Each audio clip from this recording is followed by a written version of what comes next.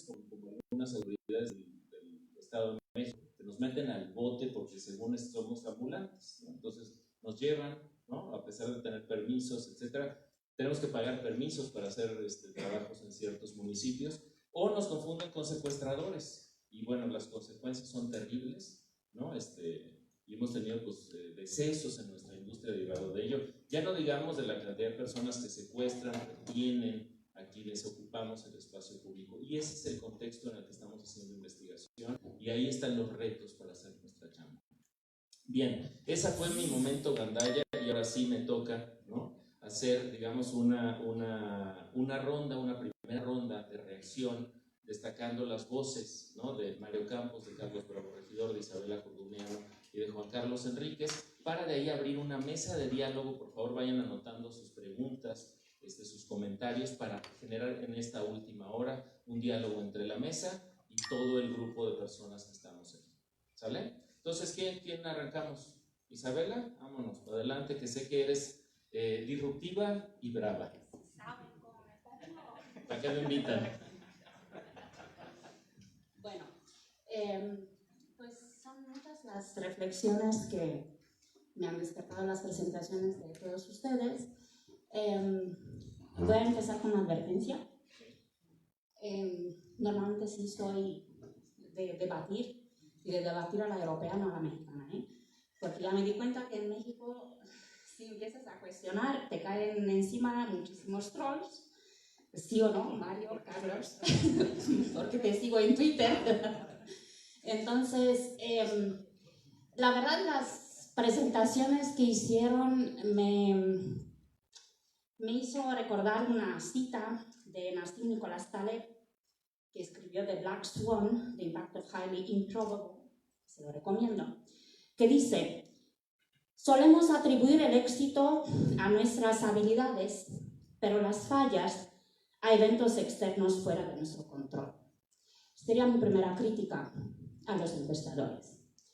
Segunda crítica, no tomamos en cuenta ni el efecto de los valores, quizás Pablo aquí sí lo tocó, pero los valores de los mexicanos, las dimensiones culturales, la cultura de México es muy diferente a la cultura de Estados Unidos. Y todos ustedes nos presentaron comparaciones con encuestas de Estados Unidos. Pero no tomamos en cuenta, por ejemplo, que en las dimensiones de la cultura de Hofstede, una primera dimensión es la jerarquía, y los mexicanos tienen 92 puntos de 100 y los estadounidenses 60 de 100. Esto es, no van a cuestionar una jerarquía como lo hacen en Estados Unidos.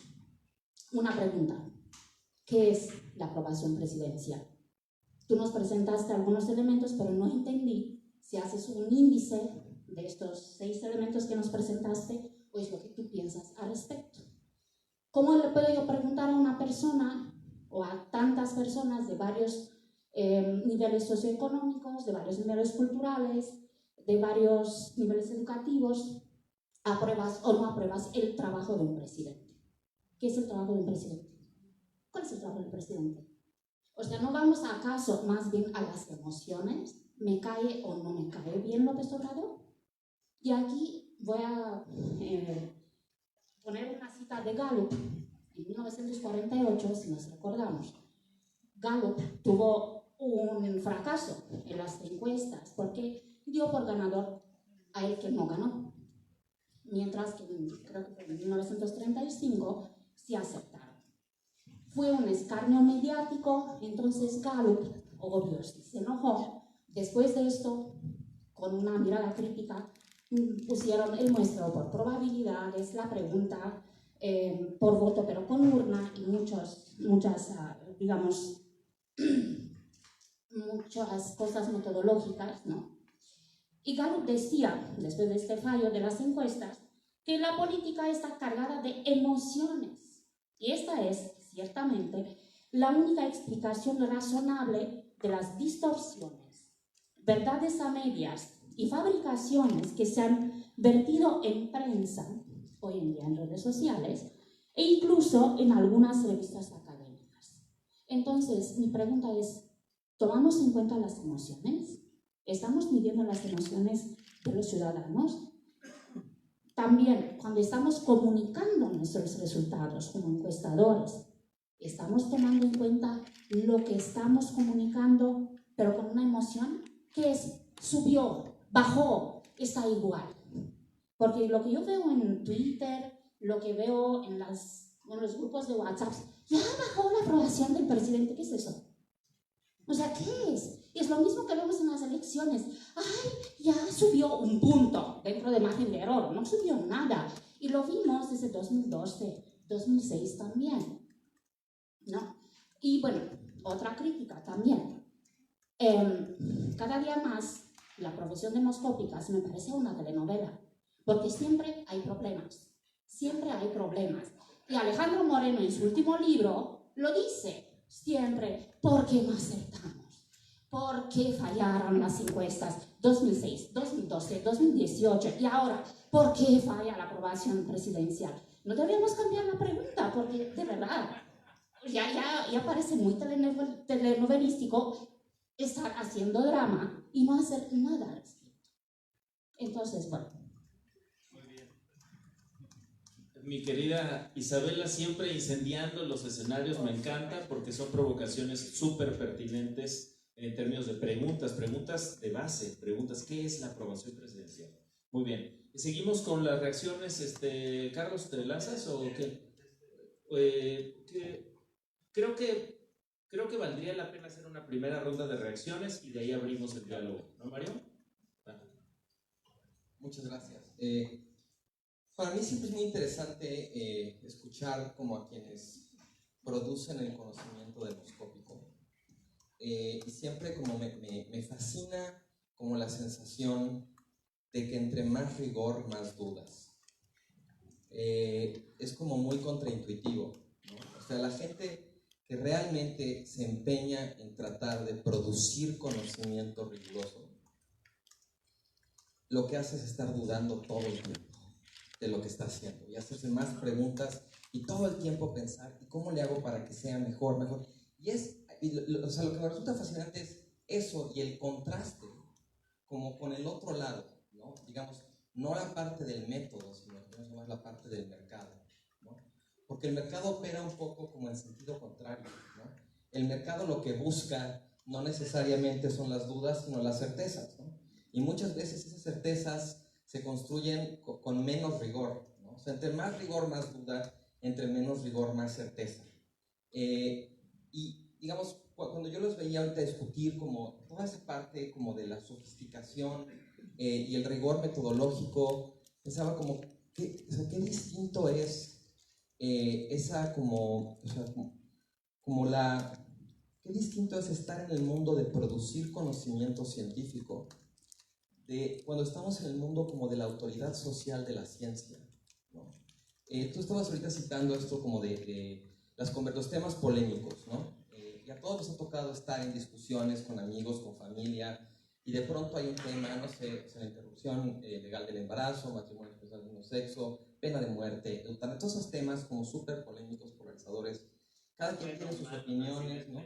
Sí. Y de pronto alguien invoca la autoridad de la ciencia y dice: no, yo leí un estudio científico que ya comprobaba que, y acto seguido exactamente lo que esa persona piensa, ¿no? Y el efecto que eso tiene es como paralizar la conversación, ¿no? Justamente como elevarle el costo a la duda, porque nadie se va a poner a las patadas con la autoridad social de la ciencia, que para hoy en día es casi como lo que en la Edad Media era la autoridad, la infalibilidad papal, ¿no?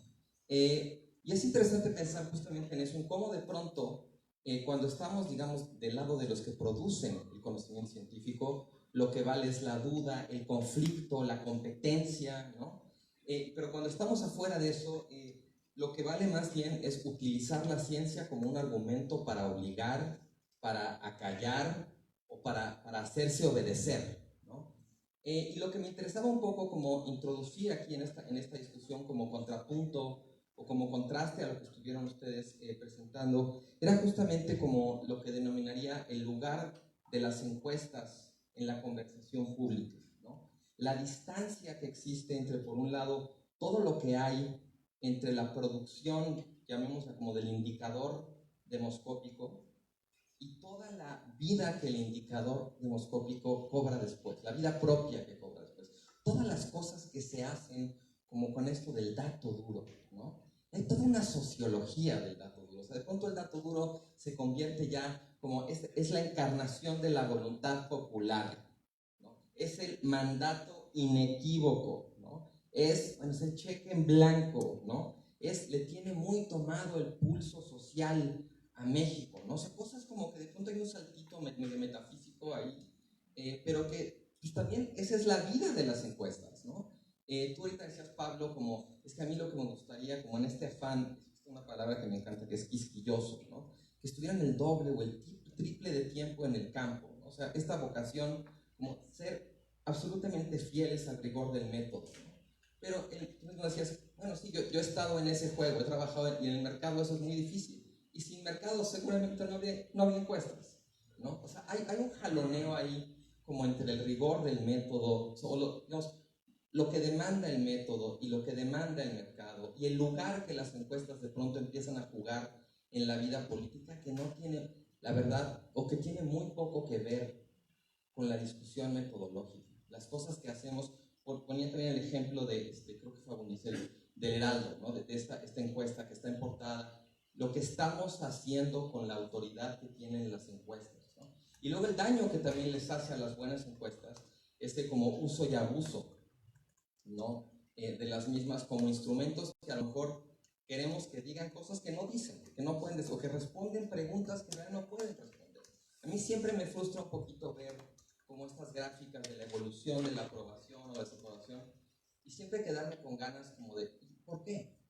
¿No? ¿O qué es lo que realmente está midiendo? Creo que un poco lo que dices tú ahora como, o sea, ¿qué significa la pregunta que se está formulando? ¿Cómo la interpreta como el sujeto al que se la estás preguntando? Son sujetos de distintas edades, distintos niveles para que sea representativa la encuesta, ¿no? Distintos lugares, y seguramente para esas personas esa pregunta, el concepto que tú estás introduciendo ahí, significa diferentes cosas, ¿no? O sea, hay como toda una, como una sociología que hacer de eso, que de pronto a mí me rebasa en términos de cuánto le invertimos en términos de la conversación a las encuestas y qué poco jugo le sacamos.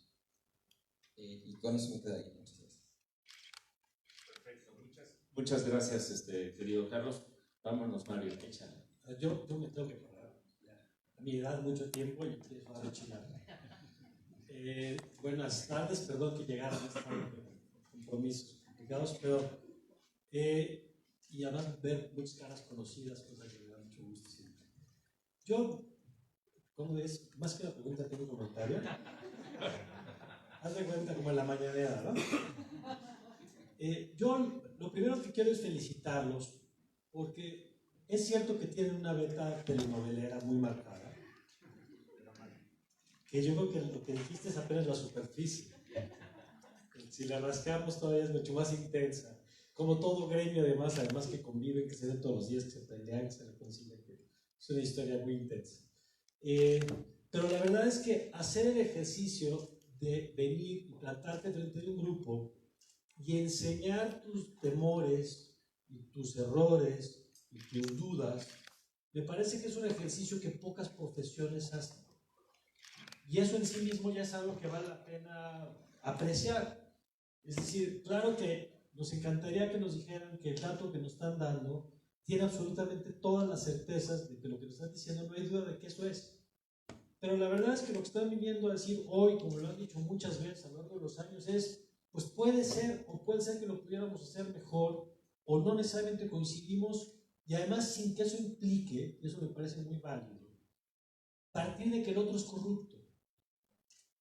Es decir, tienen la capacidad de discutir sin asumir que uno dice la verdad porque es honesto y el otro miente porque tiene otros intereses, sino que reconocen que hay elementos técnicos para la discusión y que eso te permite tener un debate de una calidad distinta a la que de pronto tenemos en el debate público en México.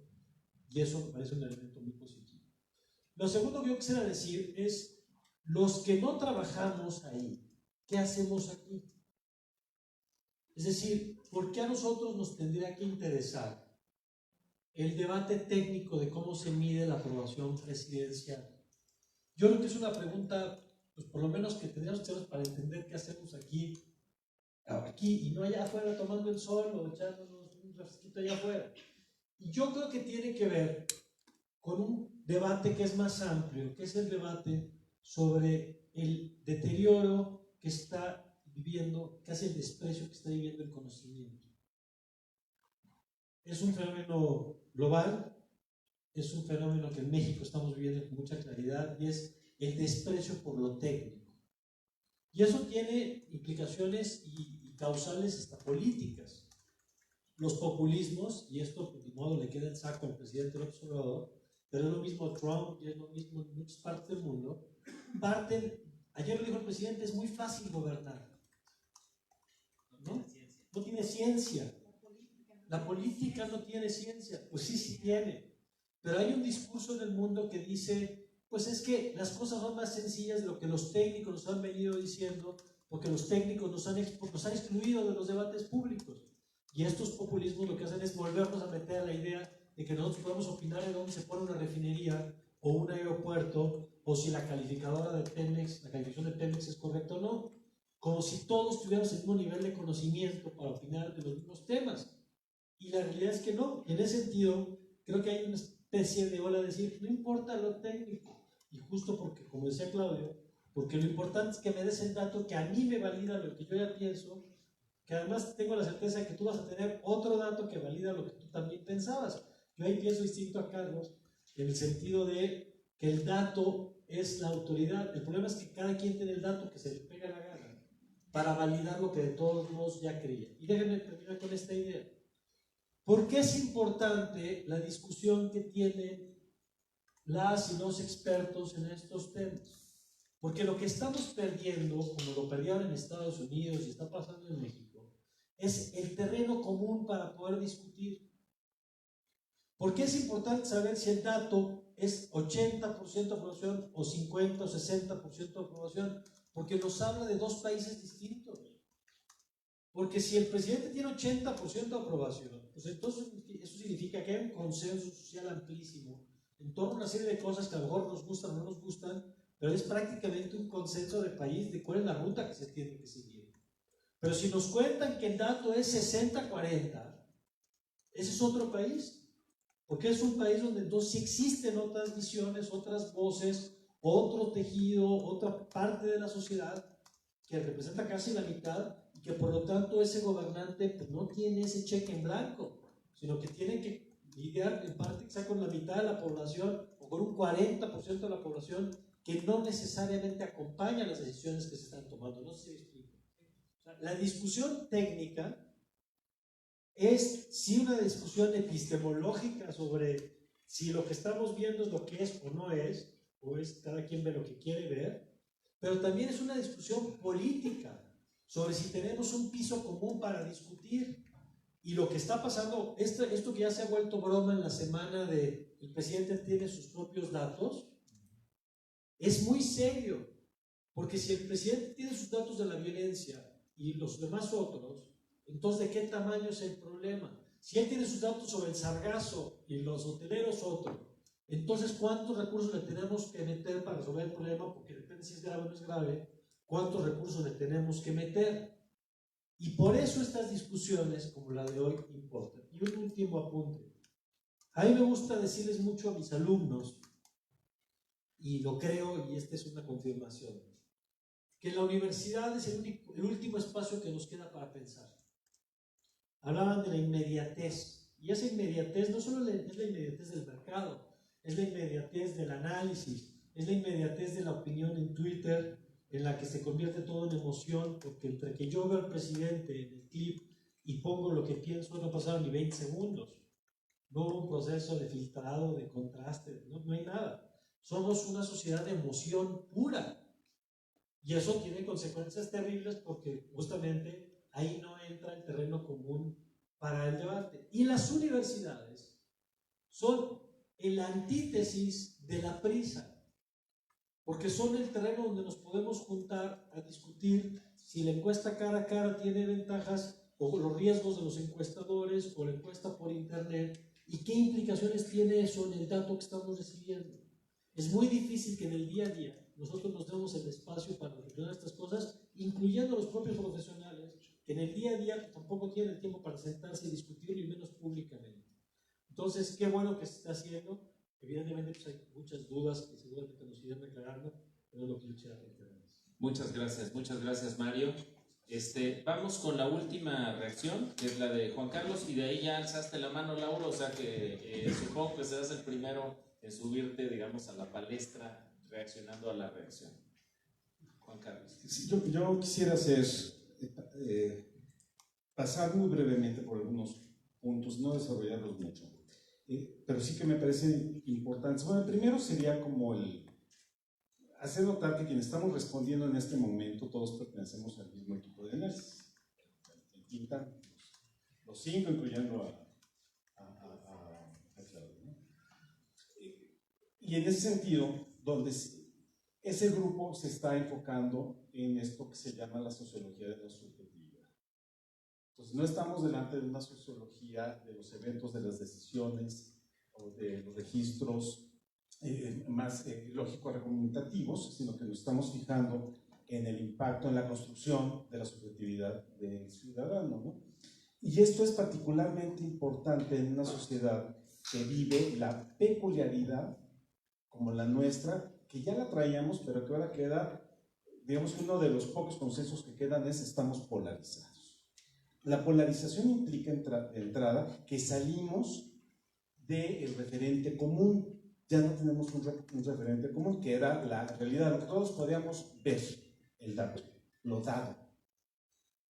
Ahí ya no estamos. Sobre lo dado podemos argumentar, interpretar, pero estamos viendo la misma cosa. Fuera del registro lógico-argumentativo, a donde hemos estado y seguimos estando, es en el registro emocional. Isabela ya te introdujo. Y cuando estamos en el registro emocional y acudimos a instrumentos que miden el argumental, en psicoanálisis decimos estamos delante del mejor escenario de transferencia. Es decir, yo no puedo evaluar la cosa porque la cosa ya no está. La cosa independiente de mí no está. Lo que está es una superficie pulida que me refleja a mí. Por eso se dan fenómenos, por ejemplo, de boomerang en Estados Unidos. Entre más se ataca a Trump, más se le defiende y con mayor ahínco, porque al final de cuentas no estoy yo defendiendo a Trump. Es precisamente porque estoy viendo sus fallas, por eso lo defiendo. Precisamente por eso. No lo defiendo a él, lo que defiendo es a mi imagen que ya estaba transferida en él. Lo mismo nos está ocurriendo ahora, y a mí me da la impresión que nunca nos sumamos a esa interpretación en el momento de acudir al penúltimo paso de la vida útil de una encuesta. La penúltima es su difusión y su análisis, pero la última es la circulación. En la penúltima nunca adelantamos hipótesis de por qué números altos, por qué números bajos, desde este escenario que es polarizante y que psicosocialmente es sumamente interesante y complicadísimo. Claro, se descomplica si nos seguimos moviendo en el terreno lógico y argumentativo. Me parece que todo tiene una respuesta. Que si yo te pregunto una cosa sobre una cosa, me vas a responder sobre esa cosa. No, ya no hay cosa. Esa sería la primera, la transferencia, el contexto de transferencia de un escenario polarizado. El segundo sería la pregunta entre la encuesta misma, y esto lo traemos desde el primer ejercicio que hicimos aquí en la universidad con la gente que hace la industria de la demoscopía. Es, ¿para qué se hace la encuesta? ¿Para qué sirve? ¿Tiene una utilidad? Claramente no. No es útil para nada. No cambia una decisión política. No incide, y menos ahora, en un cambio, si no inciden los datos, menos una opinión para hacer cambiar al gobernante en turno si se va a un lado u otro. Entonces, es de altísima inutilidad social, pero paradójicamente de un altísimo uso social. Es más, es el uso social el más caro que tiene el producto de una encuesta, porque está alimentando no la opinión sobre lo político y sobre la cosa pública, sino si el ambiente es de transferencia, está alimentando la única conversación que me permite a mí sobrevivir como individuo. Por eso sentimos que el presidente se nos ha metido al colchón. No hay plática, no hay reunión que no hablemos de él, no hay espacio privado, no hay chiste, no hay... Si pudiéramos hacer la etnografía de nuestras interacciones ordinarias, vamos a ver cómo alguien secuestró nuestra propia conversación, porque ya no hablamos de nosotros, sino de una figura en la que nos hemos proyectado que ha acaparado el 100% de nuestra conversación. Entonces sí, tiene nuestra agenda no de lo social, sino nuestra agenda privada. Hasta el último poro, como jamás la política lo había ocupado. Entonces estamos delante de un alto uso social y una altísima inutilidad. Si presentamos en la vida útil de las encuestas, la presentamos como utilidad, estamos engañando. No hay utilidad. Si ocultamos que tiene este uso y no lo denunciamos, también estamos engañando. Pero si le hacemos el juego, nos convertimos en cómplices. Y aquí sí tiene que ver con apelar a la responsabilidad de toda la cadena, que insisto, no inicia y termina con el encuestador, sino que tiene vida propia una encuesta.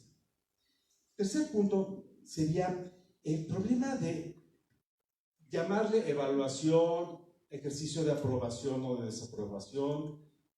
La pregunta que nos mostraban aquí era, ¿aprueba el trabajo de? Bueno, pues eso se llama desempeño. ¿Se puede evaluar el desempeño sin indicadores fijos?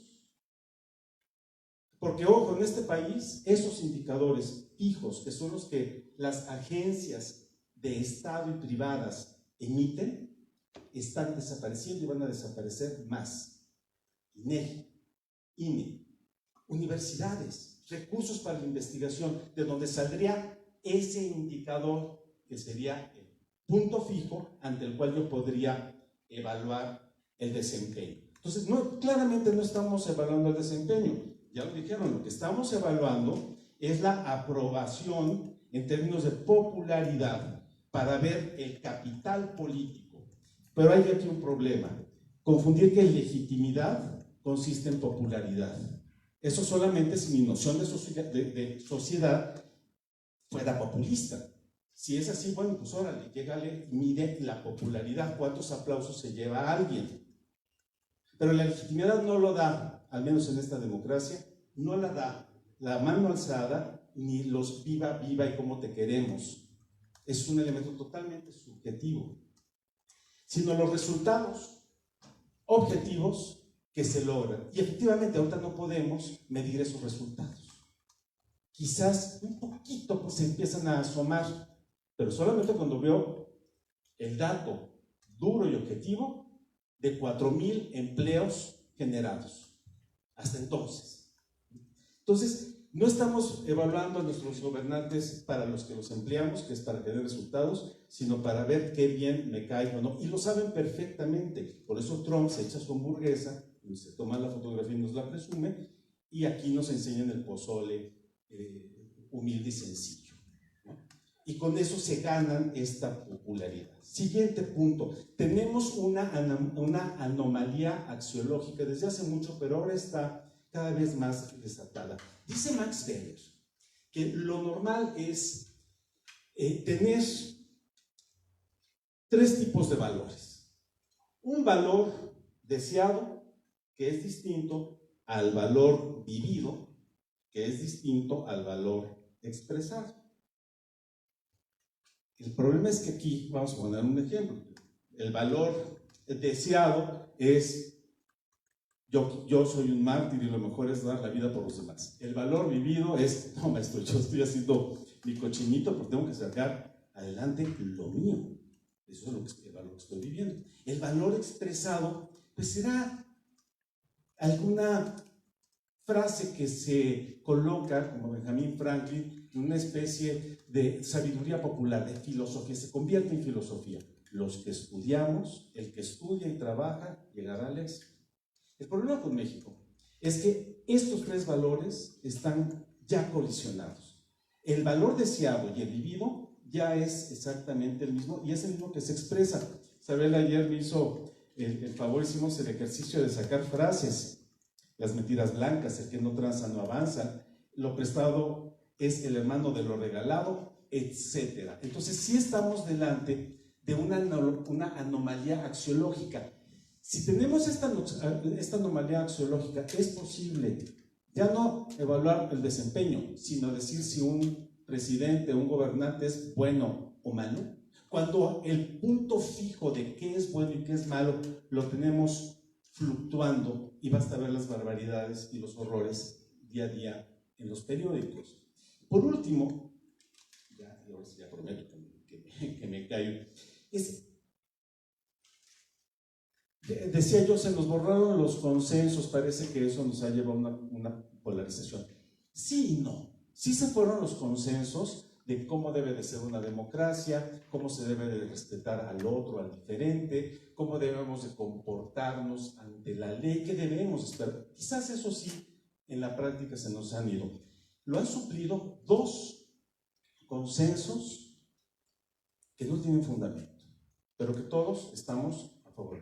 Uno, y además quien los ha puesto a jugar sabe que ahí está el consenso: la corrupción. El problema máximo de México es la corrupción. Habría que hacer la pregunta, pero estoy segurísimo que se nos va a ir a 90 y tantos. Claro que es la corrupción. No hay fundamento para afirmarlo. Si fuera así, entonces el problema sería moral, individual, casi genético de la persona. Ese es el síntoma de un problema. El problema es el que no vemos. El problema es, hay una estructura, se llama un Estado de Derecho, que no anda, que son la debilidad de las instituciones que no acabamos de construir, que permiten los actos que toleran y que provocan, al final de cuentas, la construcción. Pero el consenso en el lenguaje social es: todos somos corruptos. Entonces, la batalla por la corrupción la amparamos. Y vean ustedes, entonces, la reacción que genera la lucha contra el huachicoleo, como si fuera una lucha heroica nacional. En fin. Y por último, ya el último consenso es el concepto de transformación, que ha habido tres y esta es la cuarta transformación. ¿La necesitábamos? ¿Cómo han sido las otras tres? Dice Alfonso Alfaro, las otras tres han sido catastróficas. Todas han implicado la guerra y la sangre. En realidad no han sido transformaciones, han sido disrupciones violentas. Y ha sido la suspensión de procesos que, de no haber existido esas interrupciones, hubieran llegado a un puerto mucho más equitativo y más justo que el que están llegando estas tres transformaciones. Y si no, basta ver los muertos, los heridos y las víctimas de cada una de estas tres y a ver de esta cuarta. Muchas gracias, Juan Carlos. Me parece que ahí está puesta la mesa de la discusión. Entiendo, Lauro, que tú le vas a entrar al toro para arrancar a esta primera reacción. Y reitero, por favor, que si tienen comentarios, preguntas, estemos listos, porque esto nos llevará unos siguientes 15 minutos y tendremos 10 para cerrar. Ok, rápidamente. Cada uno de estos temas está como para un seminario propio. Pero bueno, rápidamente alguna reacción a la reacción. Algunas. Una frase que podrían agregar a su lista es: si mientras haga el gobernante, no me importa que robe, que dice mucha gente de muchos grupos de enfoque. Entonces, es curioso este tema de la corrupción, que haya sido la bandera, cuando en realidad eso es lo que pues, no está como en los primeros lugares para la gente realmente. Y eso me lleva al tema de valores que comentaste,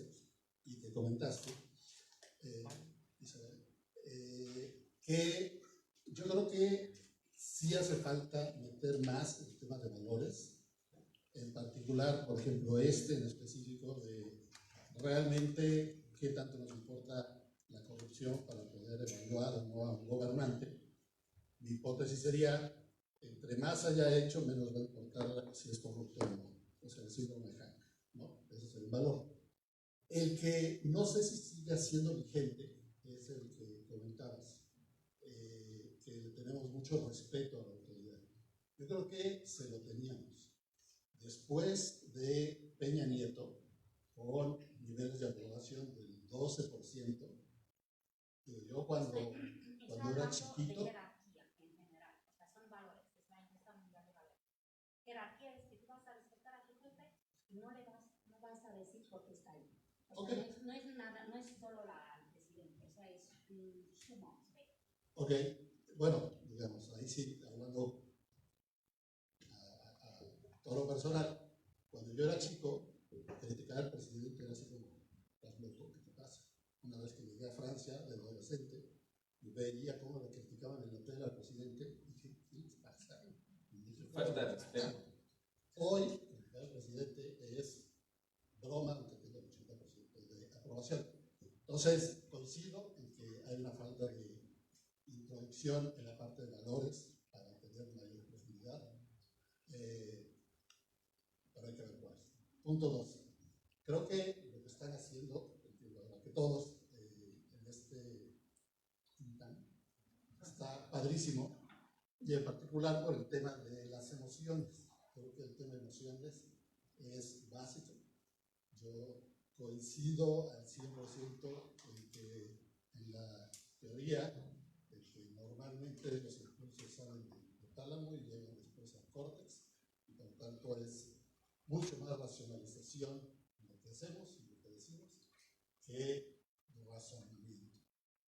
Depende, diría Kahneman, el pensamiento rápido, el pensamiento lento, ¿no? Y yo te diría, ciertamente, a lo mejor no lo hemos sabido medir como tal. En lo personal lo he intentado y no me ha salido todavía. Sin embargo, en lo que expuse, sí planteé claramente que hoy vivimos una época de enamoramiento, la emoción a lo que da, y por tanto una nublación, está nublada la razón para muchas personas y perdonan lo que sea. Acabo de ver hoy en la mañana otra encuesta en donde había gente que decía por qué le gustaba López Obrador y decía, bueno, es que porque ha bajado la gasolina, ¿no? Entre otras cosas. O sea, y como eso, un número grande de barbaridades que solo explicas si no está usando la razón, ¿no? Ahora, en el punto de la telenovela, yo diría dos cosas. Una, tienes razón, siempre estamos en eso.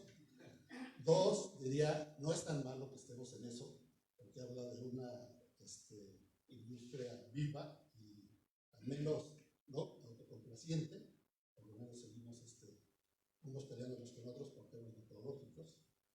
Y tercero, creo más importante, es no todo ha sido en vano, es decir, han habido avances.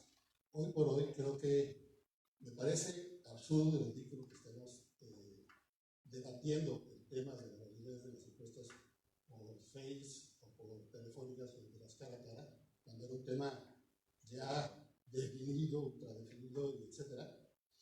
Pero donde sí ha habido un avance es en las cara a cara.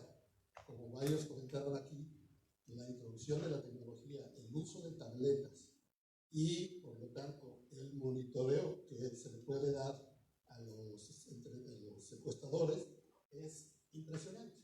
Hoy una encuesta, yo creo que toma lo que la gente quiere decir.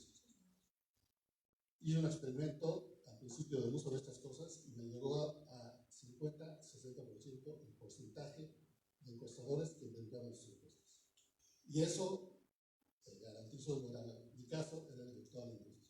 Entonces, el haber migrado a esto y tener esa preocupación por campo actualmente hace mejor recolección de datos.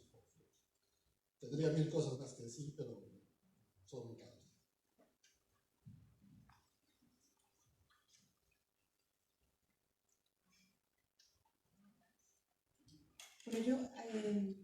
difiere un poco. Yo veo que las encuestas sí tienen utilidad. El tema de estar midiendo la aprobación, nosotros ponemos esa pregunta, porque Paco y yo casi todos tenemos la misma pregunta, porque una es la pregunta que se hace en la mayoría de los países, ¿no?, para medir el desempeño del trabajo, ¿no? Te puede caer bien una persona, ¿no?, laboralmente hablando, te puede caer muy bien una persona, pero no trabajarías con ella o no le encargarías algo difícil. Es lo mismo que pasa con un presidente. Puede ser muy simpático, te puede caer muy bien, o te puede caer muy mal, pero puedes reconocer que está haciendo un buen desempeño en su trabajo. Y yo veo una utilidad en las encuestas ahorita, en la oleada esta, que fue los 6 meses de gobierno del presidente Andrés Manuel López Obrador. Hubo un consenso de las encuestas en donde cae, ¿no? Para unos fue una gran caída, para otros fue una ligera caída, pero tuvo una utilidad porque yo subí una reacción mediática del presidente, en lugar de descalificarnos, que yo creo que eso va a venir, esa telenovela vendrá más adelante cuando tenga números bastante bajos. Lo que hizo fue tomar acciones. La gente lo que quería, y lo hemos visto en distintos focus groups, en distintas encuestas, es gente procesada, es gente en la cárcel.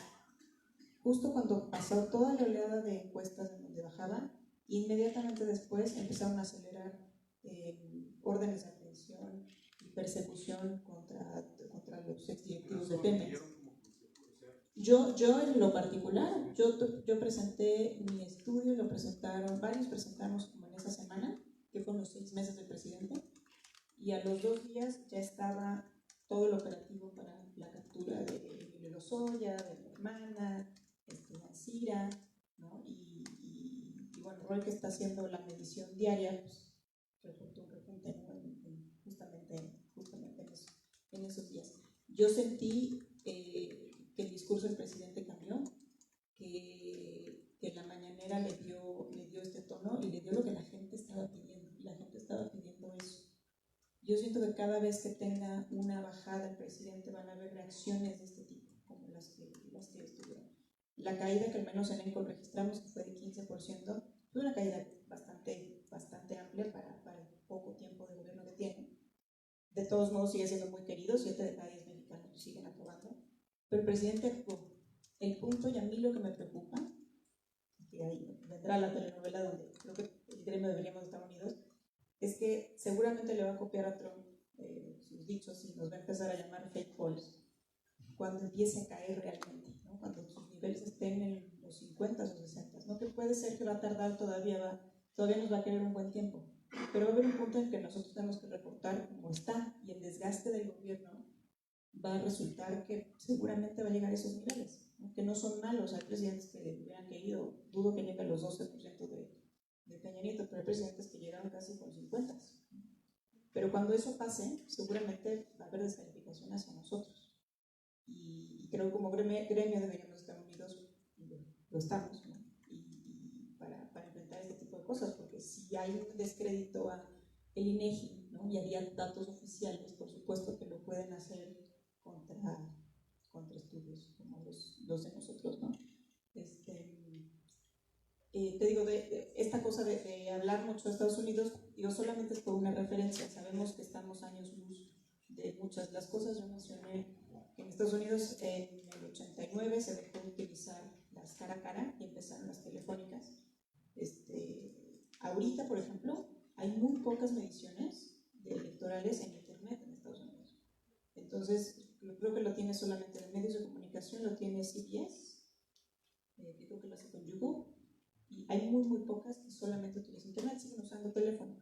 La referencia que hicimos, o que prácticamente todos hicimos Estados Unidos, porque es el país de referencia, ¿no? Si en Estados Unidos en el 89 seguían haciéndolo cara a cara como nosotros lo estamos haciendo ahorita, nos quedan muchos años para que podamos hacer encuestas electorales en Internet y que tengan la representatividad que merece una encuesta electoral. Gracias. ¿Quién? ¿Paco? ¿Pablo? Perfecto.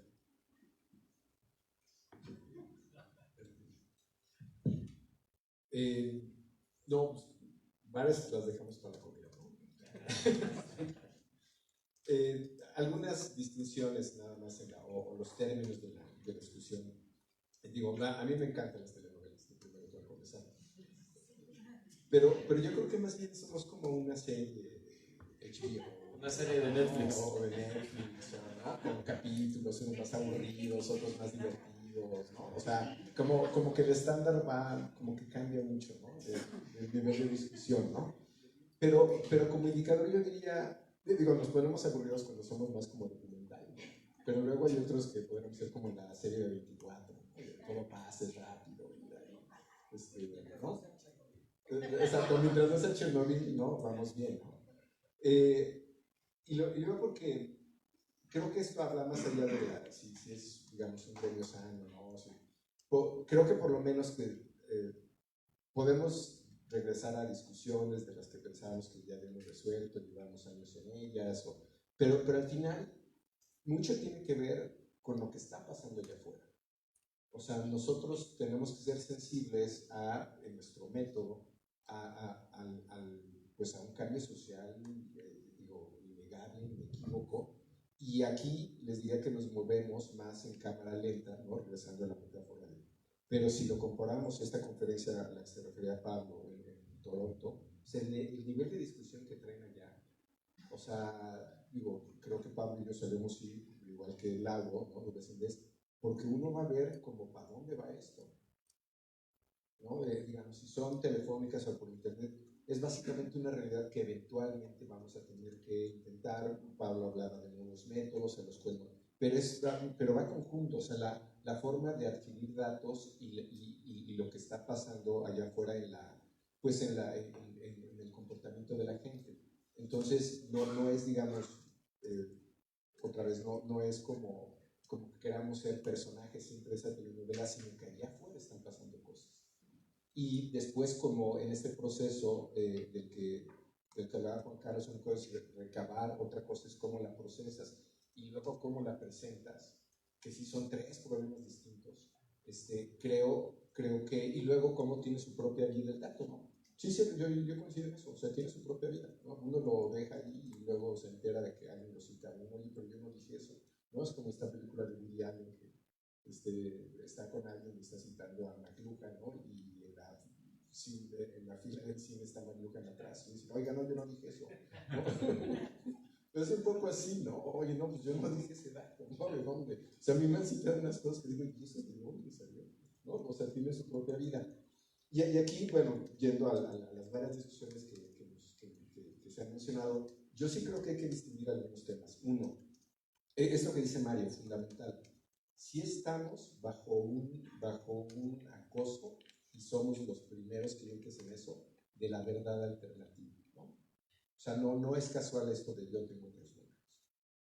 La conferencia del año pasado, precisamente a la que se refiere Pablo de IPOD, todo el mensaje del presidente, les diría, una comunidad de 1,200 gentes que hacen cosas muy similares a las que hacemos, una comunidad muy divertida, y más allá de si es estadounidense o cualquier otro lado, es las discusiones que hay, es cómo desde el gobierno, en este caso Trump, está en un acoso constante a todo aquel institución que genera números independientes.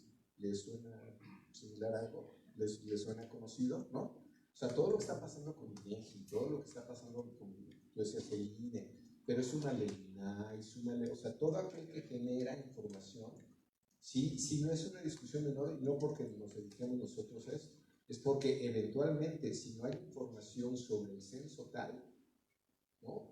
Bueno, pues a ver, quien dice que la tiene, pues es quien dice que la levantó, ¿no? Y eso no es un tema menor, sino es un órgano independiente. Les doy la discusión de este año.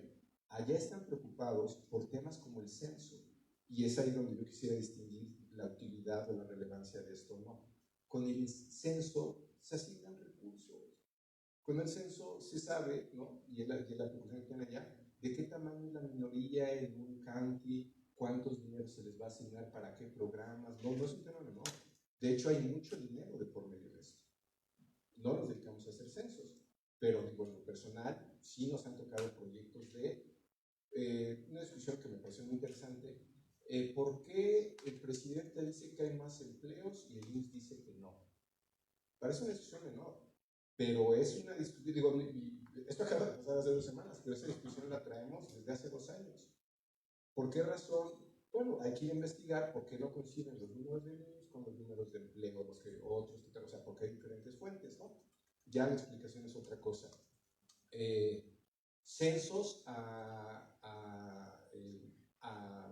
padrones de programas sociales, los de CEDESON, es decir, todo el tema de progresa y todo de cómo se está asignando, eso pasa por medición y por una medición de una tercera fuente. Eso no es un tema menor.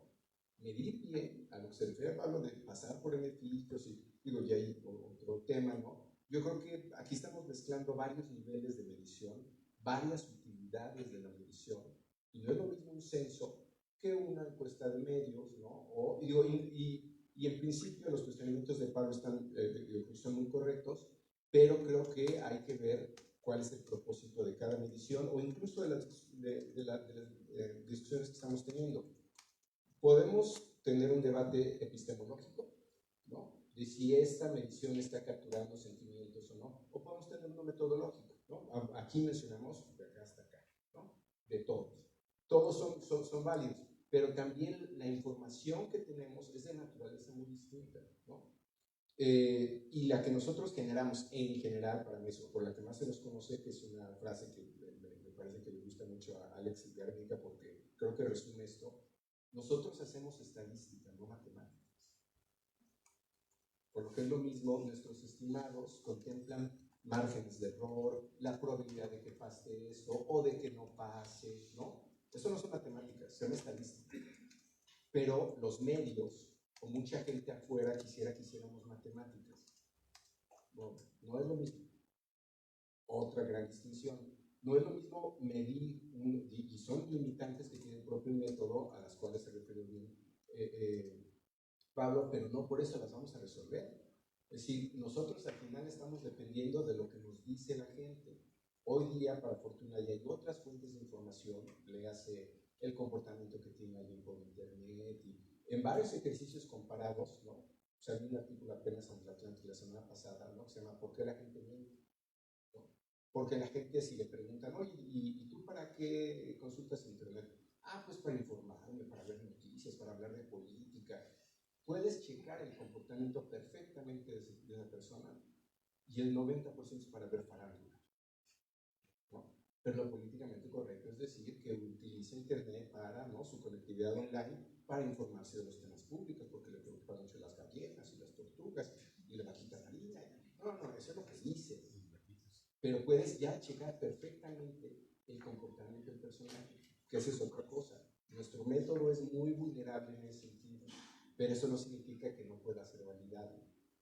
Para fortuna, ¿no?, los que eventualmente nos tenemos que enfrentar con un análisis o una métrica muy rigurosa como es una elección presidencial, ¿no?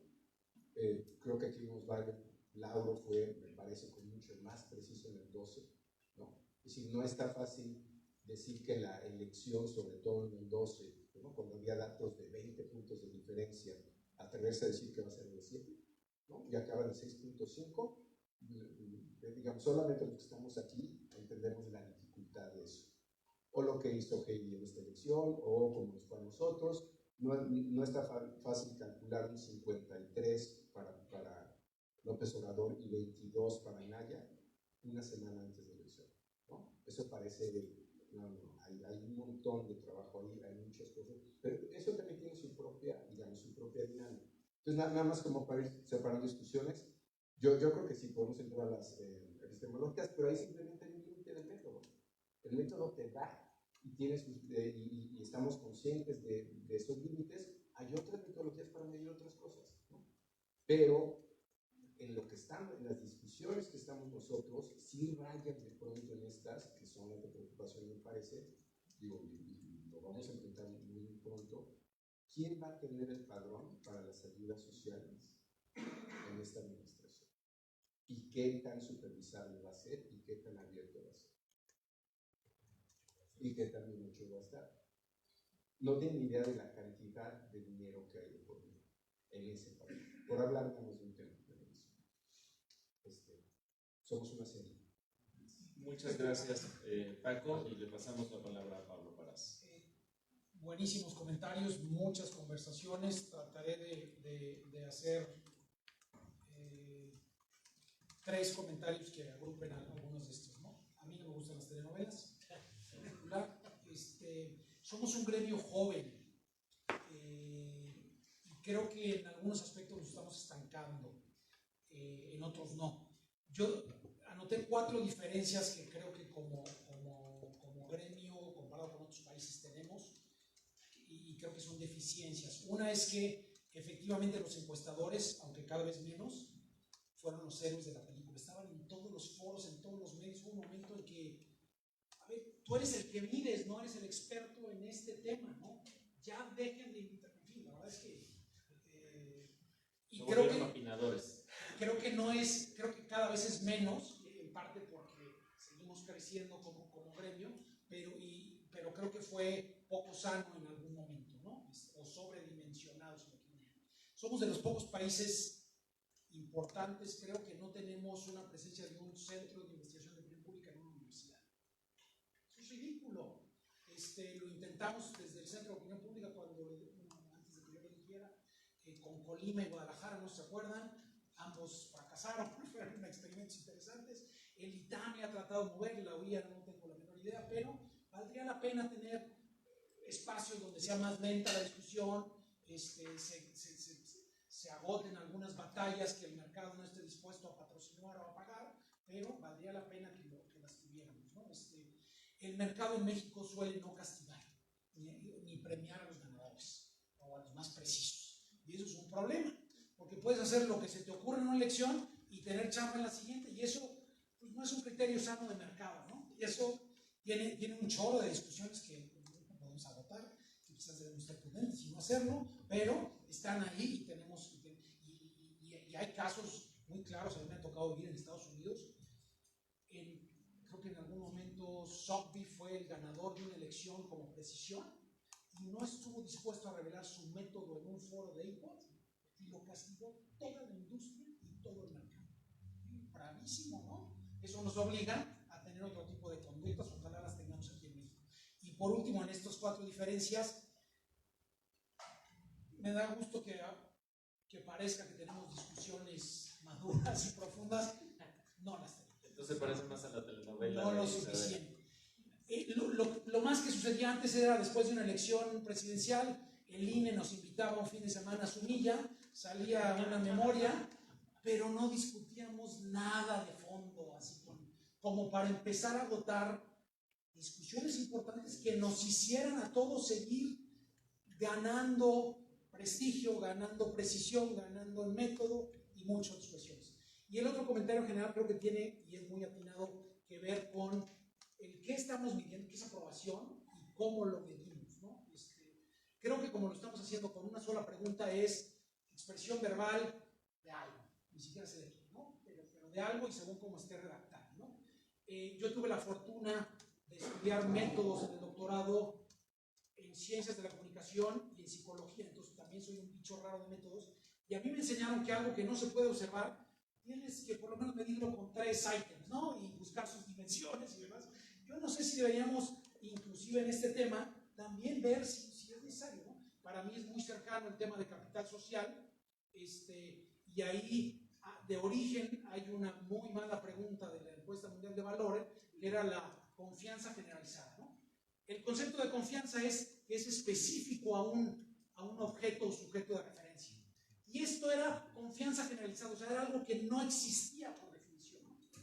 Y esa pregunta mal planteada, tiene como 18 errores, fue lo que guió gran parte de la literatura de capital social al principio, de uno de sus 3 componentes, que es la confianza. Estamos amoladísimos si esas cosas no se agotan. Yo no sé si en aprobación estemos ahí, pero efectivamente podríamos decir, estamos aproximando aprobación o popularidad o algo, ¿no? Quizás hay que empezarlo a medir con más profundidad, definamos qué es y cómo se puede operacionalizar eso, y empezamos a medir correlatos que nos hablen bien para ver el impacto, para ver la utilidad inclusive, y me parece algo que, otra vez, no está lejos en la medida que haya más foros, más discusiones académicas y más diálogo entre colegas. Yo aquí lo dejo para que Perfecto. Como prometimos una mesa de diálogo, estamos obligados a al menos dar unos 10 minutitos para dialogar con ustedes, con las personas que aquí están presentes. ¿Qué preguntas, qué retos colocan a esta mesa? Y hagámoslo dialógico, muy rápido, muy picadito.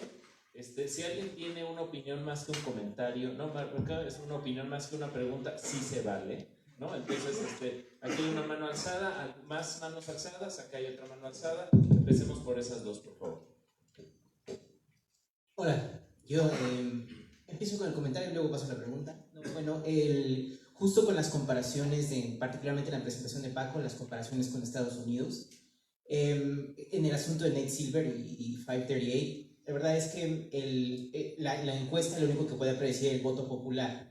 Entonces, en ese sentido sí latinaron en términos de que ganó Hillary Clinton. Bueno, esto no es una cosa conspiratoria, ¿no? Sino tuvo más votos. Lo que no puede predecir era el colegio electoral. Entonces, en ese sentido, donde falló Nate Silver era que él predijo que Trump no iba a ser el candidato republicano, que le ganaba a Ted Cruz, y ahí sí, ese sí fue de voto directo y falla.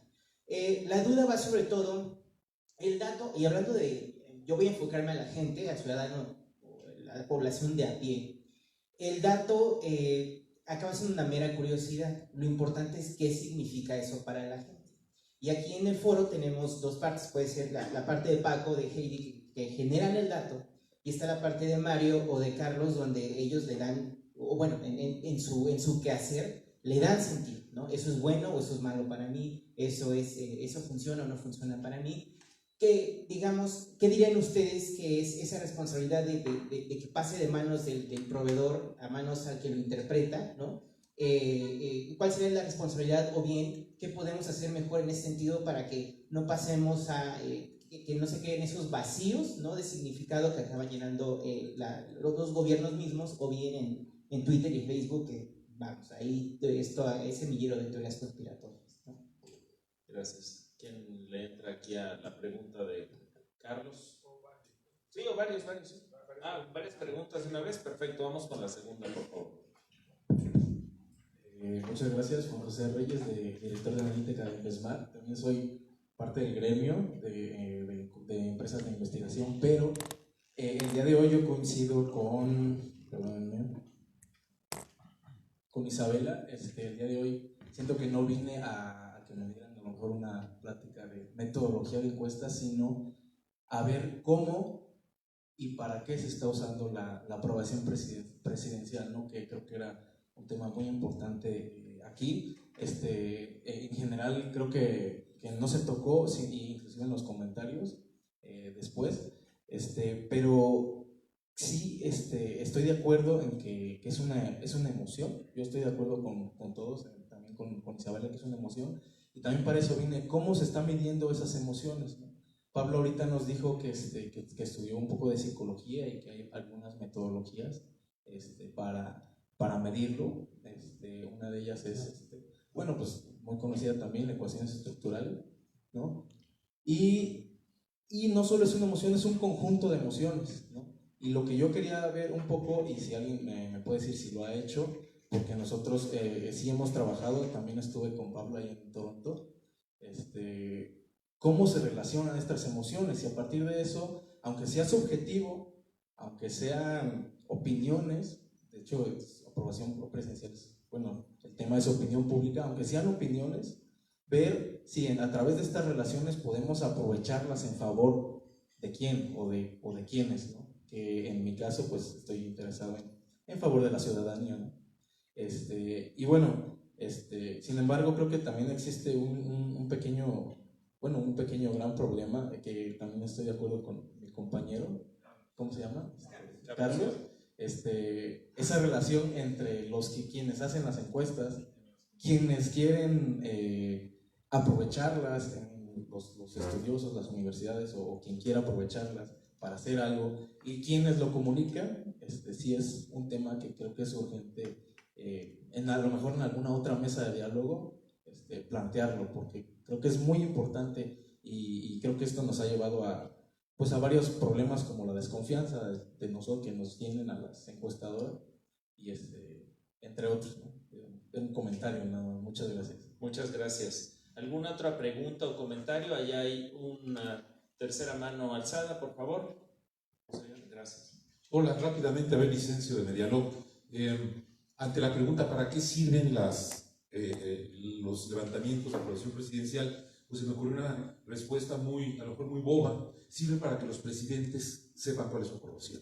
O sea, independientemente de cuál sea el presidente, incluyendo López Obrador, estoy seguro que se publica una encuesta, va a ser el primero en leerla y el primero en ver la ficha metodológica. Ya lo que diga en el salón de embajadores es otra cosa, pero para eso sirven. Ok. ¿Algún otro comentario o pregunta? ¿O ya damos paso? ¿Sí hay otro más? ¿No? Perfecto, pues arrancamos a todas las reacciones. Por favor, Isabela y Mari. Quiero recordar un dato. A raíz del comentario último, a raíz de lo que decías tú, Heidi y Paco, en 2012, López Obrador, hoy en día el presidente, quiso impugnar las elecciones, acusando a las encuestas de manipular la opinión pública. No se nos olvide el dato. Es de esta magnitud nuestra responsabilidad y por eso también son los cuestionamientos. Por eso yo preguntaba, ¿qué es la aprobación presidencial? Por eso, bueno, me parece muy importante lo que apunta Pablo, quizás estamos en el mismo error del capital social y de Putnam, ¿no? Que fue totalmente la manzana de la discordia en los 90. Entonces, si en 2012 AMLO fue capaz de querer impugnar el resultado de las elecciones, bueno, ese impugna todo, ¿no? Pero imagínense cuando le va a caer la aprobación al 50%. Va a ser la misma pregunta que van a contestar.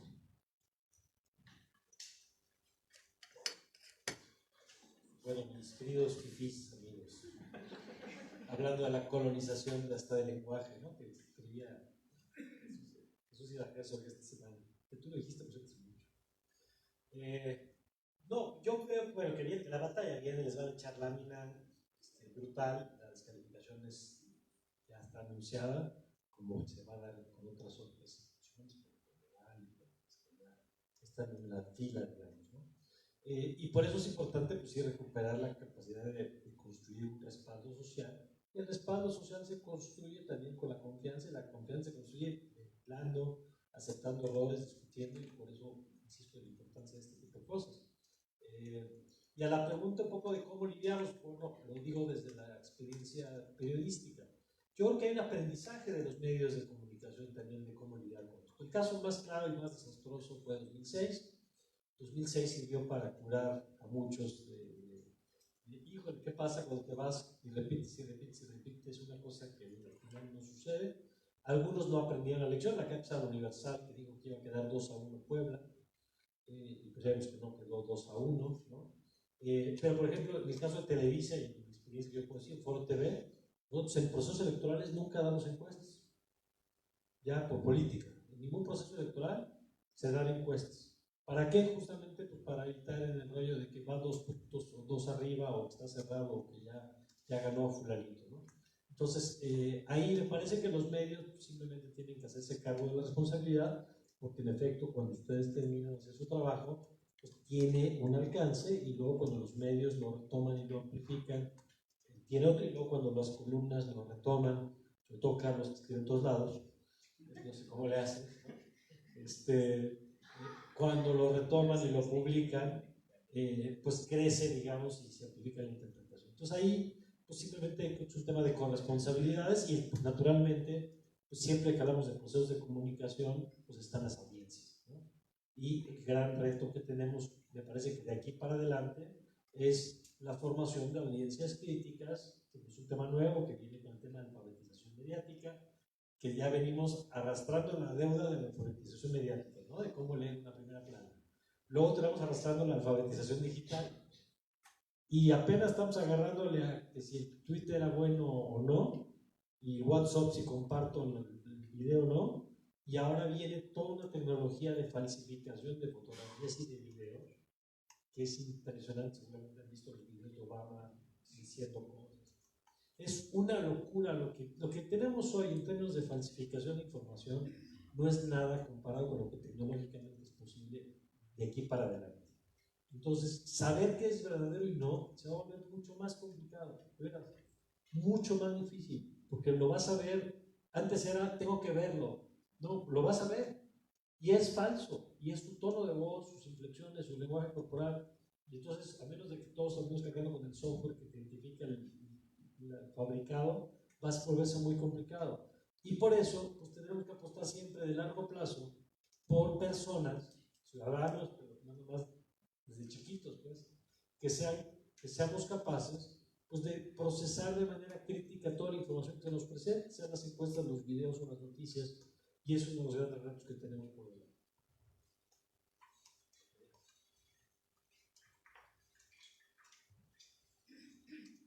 Yo quería señalar dos cosas. Creo que tenemos un gran reto en la revisión de los reactivos que usamos en la demoscopia. Si como solito estamos diciendo es que es un presidente que lo quiere mucho, querer es un sentimiento, ni siquiera es una emoción, está cifrado en el lenguaje. Imaginemos que llegáramos con alguien y le dijéramos, oye, ¿tú apruebas a tu mamá? Es muy difícil la pregunta. Si le preguntamos, ¿apruebas? ¿Qué calificación le pones a tu mamá? ¿Cómo se desempeña? Es más fácil cambiar el reactivo y decirle, ¿qué tanto quieres a tu mamá? Pues de aquí a la luna o de aquí a Marte, ¿no? Entonces, sí estamos delante de un instrumento que supone, y además nosotros suponemos, que existe el registro lógico argumentativo y que quien tengo enfrente me va a responder en ese registro. Y no es cierto. Tan no es cierto que es que ya que pregunté a pruebas, yo no tengo que retraducir y decir lo quiere. Solito se me sale. ¿Verdad? Entonces digo, ahí sí tendríamos que hacer un esfuerzo y notar en estas deficiencias metodológicas o técnicas que a lo mejor la demoscopia no debe de caminar tan solita, que se puede beneficiar de otras ciencias sociales que ven desde otros ángulos, pero como dice Mario, que requieren la lentitud del análisis y no el bote pronto. Ahora, con respecto a lo que había señalado, yo no discuto que sirva, todo sirve, hasta esta silla que se me mueve, todo sirve para algo, pero no todo tiene utilidad social y es distinta la utilidad social al uso social. También todo se usa para algo. Pero a mí lo que todavía no me queda claro es ¿para qué quiero yo enterarme si está punto 2 arriba, punto 3 abajo, de un día a otro, dentro de márgenes, pero incluso si tiene caídas?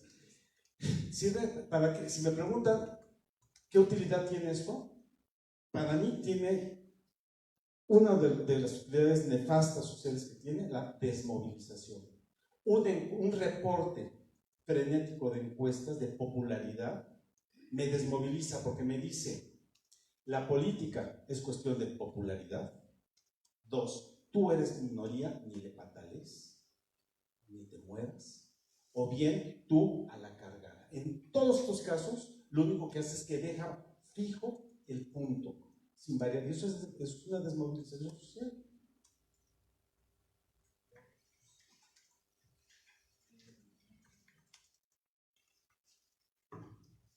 A ver, me gustaría comentar dos cosas. La primera es esta de la utilidad y el uso de la palabra popularidad. Ciertamente se usa mucho eso de popularidad, pero más bien nosotros, la pregunta es acuerdo con la forma de trabajar, con el desempeño de este fulano. ¿Para qué sirve? Es que yo lo interpreto al revés. Si yo soy simpatizante, o más bien no simpatizante, y de pronto veo 10 puntos, a mí no me desmoviliza, a mí me moviliza y digo, ya somos menos minoría, ya se está rompiendo esta magia, esta ilusión de ídolo, y esto puede ser el inicio de que se descose, y entonces empezar a movilizarme y empezar a hacer promoción en contra. Cada quien lo tomará como crea. Ahora, en cuanto al tema de la medición, yo estoy en completa línea con lo que decía Pablo, con lo que comentabas, Isabel, lo que comentabas tu compañero de la camisa azul. En el sentido de que una sola pregunta, ciertamente un solo indicador puede ser muy insuficiente. Yo también tuve una parte de formación en psicología social y desafortunadamente, por estar en la parte del mercado, ¿no?, en el académico, he tenido poco tiempo para desarrollar, pero algo he desarrollado, modelos utilizando diferentes indicadores para medir el acuerdo y como constructo, es decir, como variable latente, utilizando indicadores, sí, la pregunta de aprobación, pero también cómo se ha desempeñado en estas áreas, pero también qué tan cercano lo sientes. De tal forma que he tratado de capturar la parte racional, la parte un poco emocional.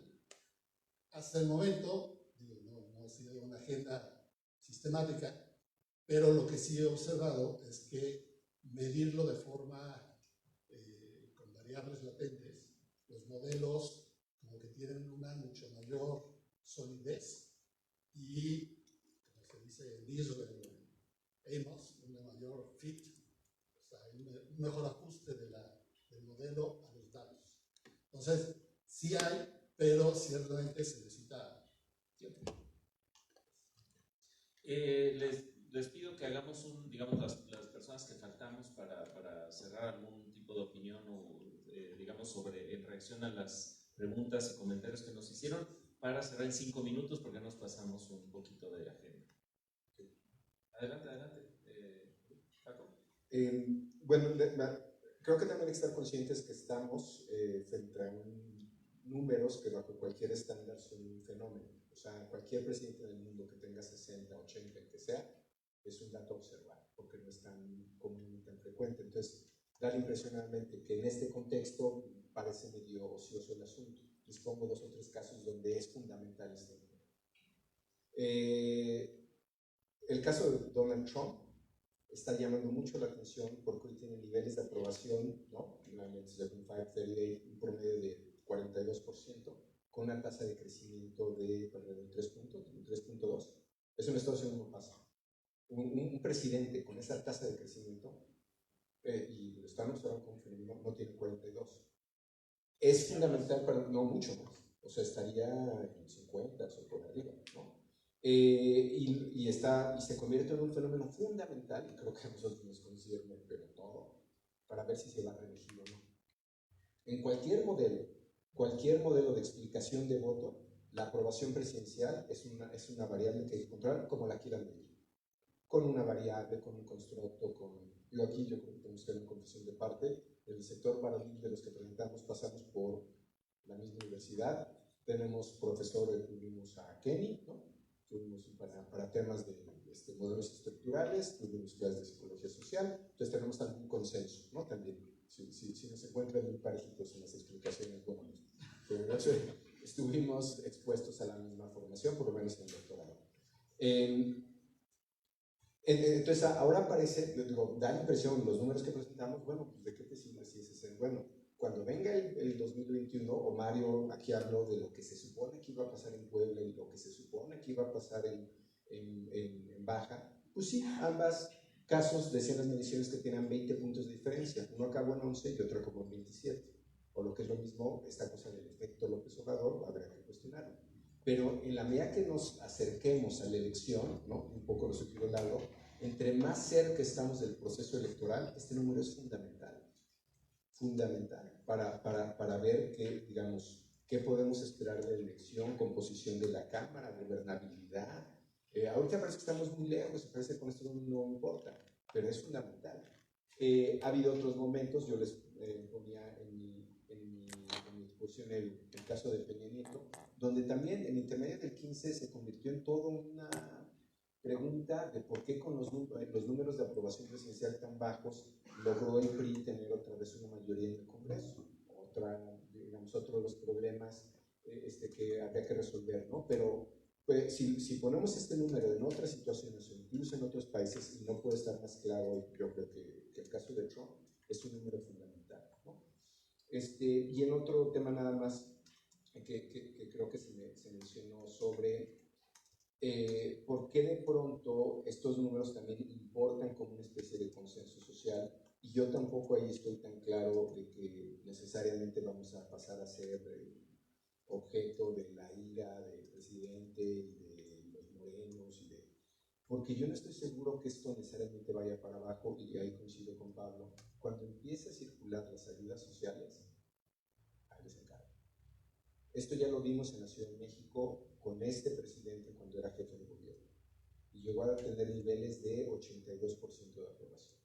Pero ahí, eso sí, a los 2 años y algo, cuando no era una aprobación hecha de expectativa, no, eran números, no quiero decir duros, pero eran números hechos de ayudas sociales.